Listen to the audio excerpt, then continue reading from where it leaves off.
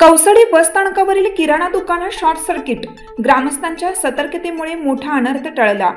जिंतूर तालुक्यातील कौसडी बस स्थानक परिसरात शनिवारी सकाळी 11 वाजण्याच्या सुमारास झालेल्या शॉर्ट सर्किटमुळे शेख अखिल शेख रशीद यांच्या किराणा दुकानातून अचानक धूर निघू लागला। बस स्थानकावरील पत्र्याच्या शेडमधील हे दुकान त्यावेळी बंद असल्याने आत काहीतरी घडल्याचा संशय नागरिकांना आला। परिस्थितीचे गांभीर्य ओळखून पत्रकार शेख नईमुद्दीन यांनी तात्काळ महावितरण कंपनीच्या कार्यालयाशी संपर्क साधून वीज पुरवठा बंद करण्याची सूचना दिली। महावितरणकडून त्वरित प्रतिसाद मिळताच लाईन बंद करण्यात आली। दरम्यान दुकानातून धूर वाढत असल्याचे पाहून ग्रामस्थांनी प्रसंगावधान दाखवत दुकानाचे कुलूप तोडले आणि तातडीने तपासणी केली।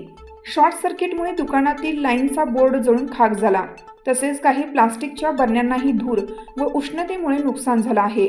सुदैवाने आग पसरली नव्हती, परंतु ग्रामस्थांनी वेळेवर ही परिस्थिती पाहिली नसती तर शेजारील इतर दुकानेही जळून खाक झाली असती।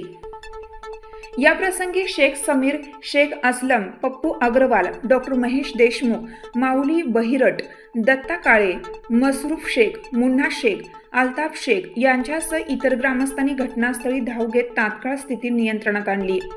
ग्रामस्थांच्या सतर्कतेमुळे आणि पत्रकार शेख नईमुद्दीन यांच्या वेळेवर दिलेल्या माहितीमुळे पुढील मोठा अनर्थ टळला। नागरिकांच्या सजगतेचे सर्वत्र कौतुक होत आहे।